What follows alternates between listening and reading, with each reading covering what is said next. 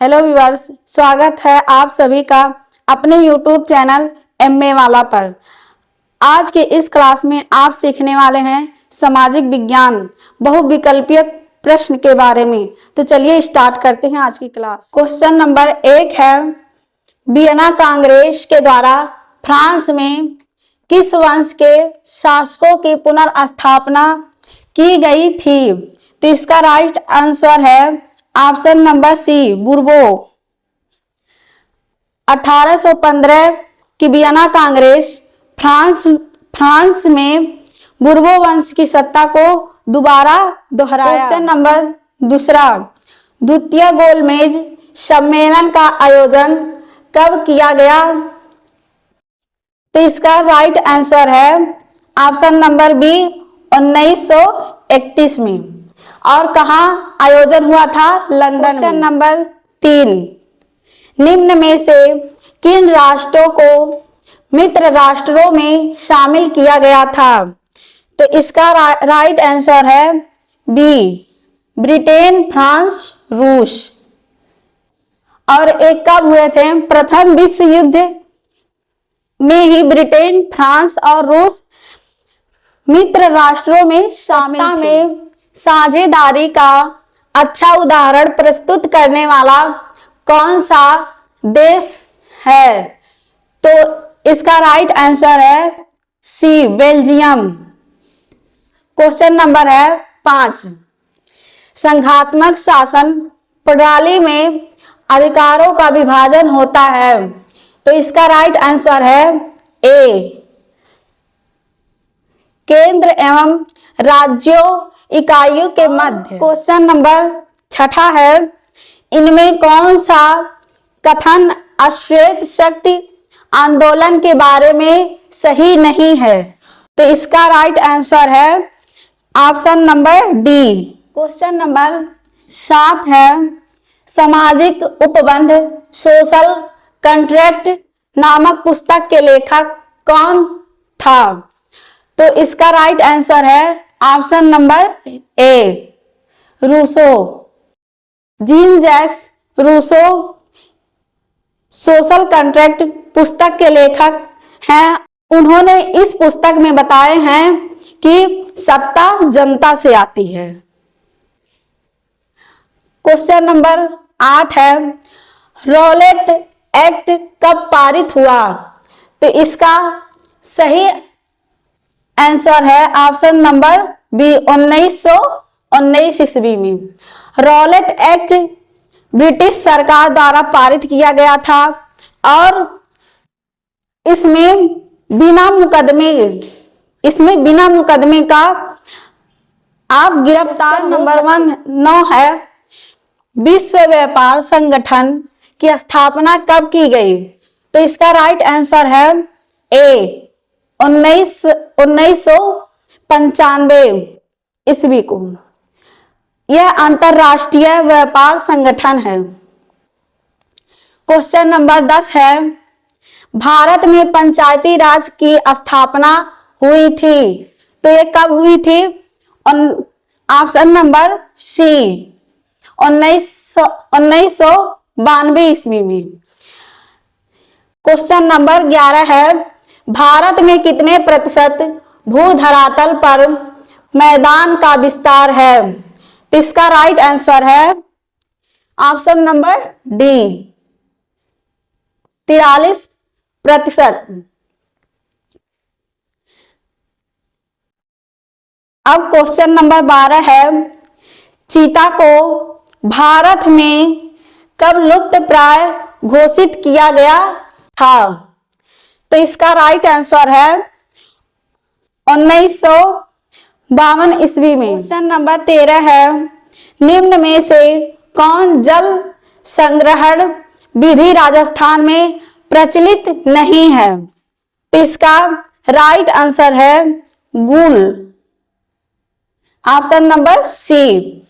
राजस्थान में जोहड़, खादिम और टांका है और गुल जम्मू कश्मीर का है। क्वेश्चन नंबर 14 है, निर्धनता का सर्वाधिक प्रकोप वाले राज्य कौन से हैं?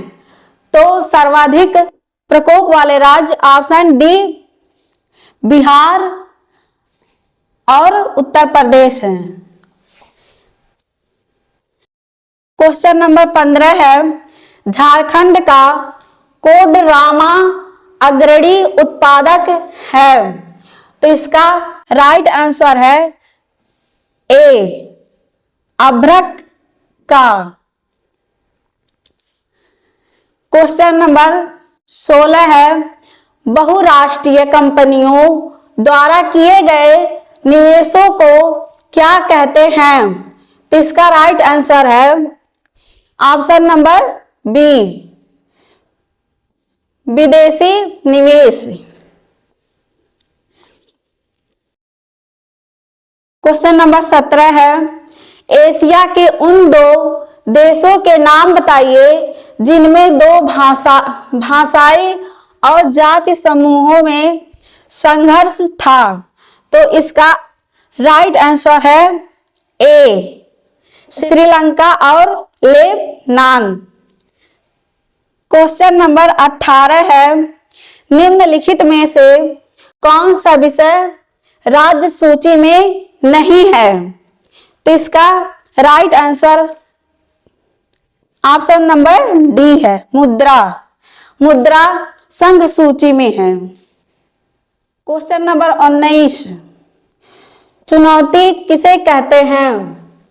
तो इसका right answer option number D है चुनौती विभिन्न प्रकारों के संघर्ष हैं, विभिन्न तरह की मुश्किलें और लोकतंत्र। नंबर 20, विनिर्माण क्षेत्र से संबंध है। इसका संबंध द्वितीयक क्षेत्र है। ऑप्शन नंबर बी अद्वितीय क्षेत्र में कच्चे माल को तैयार करके उसे वस्तुओं में बनाया जाता है, जैसे कपड़ा हो गया। Thanks for watching my video. स्वागत है आप सभी का हमारे यूट्यूब चैनल एमए वाला पर। आज आप सीखने वाले हैं क्लास 10 का हिंदी मॉडल पेपर। तो आइए शुरू करते हैं आज का क्लास। क्वेश्चन नंबर 1 है, अभिमन्यु वध खंड काव्य के रचयिता है। ऑप्शन में दिया है ए मैथिली शरण गुप्त, बी रामधारी सिंह दिनकर, सी राम नरेश त्रिपाठी, डी रामचंद्र शुक्ल। तो इसका सही आंसर होगा डी रामचंद्र शुक्ल। अगला क्वेश्चन नंबर 2 है, मित्रता निबंध के अनुसार विश्वास पात्र मित्र है। ऑप्शन ए है जीवन की एक औषध, बी है जीवन का अमृत, सी है जीवन का आधार, डी है पैरों में बंधी चक्की। तो इसका सही आंसर होगा ए जीवन की एक औषध। क्वेश्चन नंबर 3 है, सबसे भयानक ज्वर होता है। ऑप्शन में है ए मित्रता का, क्रोध का, बी है क्रोध का, सी कुशल का, डी है शत्रुता का। इसका सही आंसर होगा सी कुशल का। चंद्रगुप्त किस विधा की रचना है? ऑप्शन में ए है कहानी, बी है उपन्यास, सी है नाटक, डी है निबंध। तो इसका सही आंसर होगा सी नाटक। क्वेश्चन नंबर 5 है, मेरी आत्मकथा के लेखक हैं। इसका सही आंसर होगा D doctor Rajendra Prasad. Question number 6 है, रासो ग्रंथों की भाषा है। इसका सही आंसर होगा सी डिंगल। क्वेश्चन नंबर 7 है, भक्ति काल की रचना है। तो इसका सही आंसर होगा B Vinay Patrika. Question number 8 है, तार सप्तक काव्य के संपादक हैं, तो इसका सही आंसर होगा C, Sachchidanand Hiranand Vatsyayan again. Question number 9 one पथ पर कविता किस कृति से संबंधित है, तो इसका सही आंसर होगा डी, कवितावली से। सर बिहारी की काव्य शैली है, तो इसका सही आंसर होगा ए, इसका सही आंसर होगा ए, मुक्तक। क्वेश्चन नंबर 11 है, हंसी हंसी भाजा देख दुल्हा दिगंबर को, पाहुन जे आवा हिमाचल के उछाल में, शीश पर गंगा हसे भुजंग भुजंगा हसे, हास ही को दंगा भयो नंगा के विवाह में। इन पंक्तियों में रस है, तो इसका सही आंसर होगा ए, हास्य रस। क्वेश्चन नंबर 12 है, कोटि पुलिस संग वचन तुम्हारा, पंक्ति में अलंकार है, तो इसका सही आंसर होगा उपमा अलंकार सी।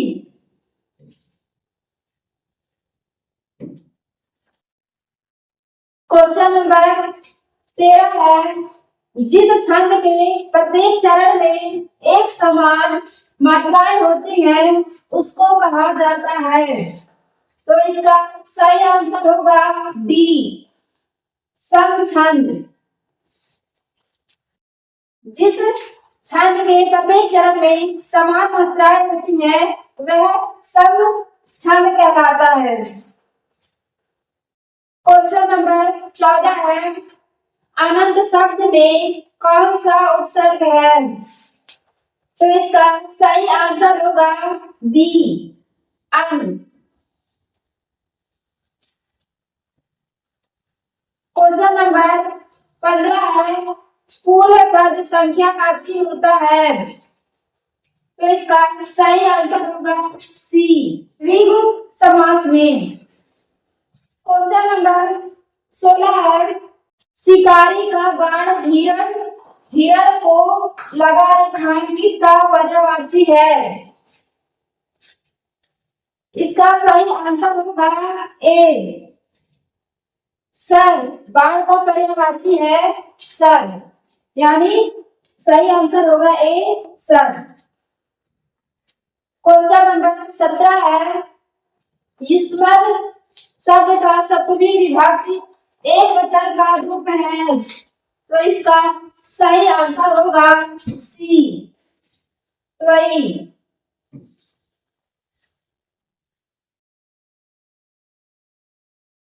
क्वेश्चन नंबर 18 है, जिस वाक्य में एक प्रधान उपवाक्य और अन्य आश्रित उपवाक्य हो उसे कहते हैं, तो इसका सही आंसर होगा सी, मिश्रित वाक्य।